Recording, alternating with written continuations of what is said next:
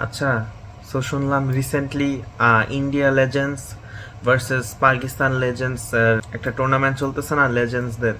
তো ওইখানে সেমিফাইনালে নাকি ইন্ডিয়া ওয়াক ওভার দিছে পাকিস্তানকে। কেন? কজ ওই পেহেলগামে ওই সন্ত্রাসী হামলার কারণে তো ওরা ওই ম্যাচ বয়কট করছে। So Pakistan straight away final চলে গেছে। তো আমার কাছে একটা বুদ্ধি আছে বাংলাদেশের জন্য, এটা একটা নিনজা টেকনিক হইতে পারে। সেটা হচ্ছে এশিয়া কাপের জন্য, সামনে যে আসতেছে সেপ্টেম্বরে। অ্যান্ড এশিয়া কাপ আসলে আমরা বাংলাদেশি ফ্যান্সরা অলওয়েজ এক্সাইটেড থাকি, কাজ আমি বিলিভ করি ওয়ার্ল্ড কাপ জেতার থেকে এশিয়া কাপ জেতা খানিকটা ইজি। সো বাংলাদেশের ট্রফি জেতার ক্ষেত্রে এটা একটা চান্স।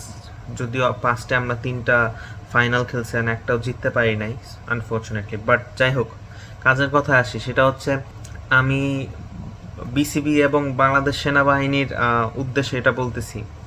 তো আইডিয়াটা হচ্ছে বাংলাদেশ যে যে দেশের সাথে এশিয়া কাপে খেলবে একদম ফাইনাল পর্যন্ত, ফর এক্সাম্পল লেটসে ফাইনালে মোস্ট প্রবাবলি ইন্ডিয়া থাকবে।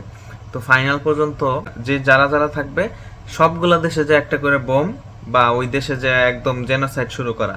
ঠিক আছে, দেন কি হবে, ওই দেশটা পরের দিন যে বলবে আমরা বাংলাদেশের সাথে খেলবো না। সো এভাবে আমরা পুরো টুর্নামেন্ট জিতে যাব কোনো ম্যাচ না খেলি। আইডিয়াটা কেমন লাগলো সবাই কমেন্টসে জানাও তো।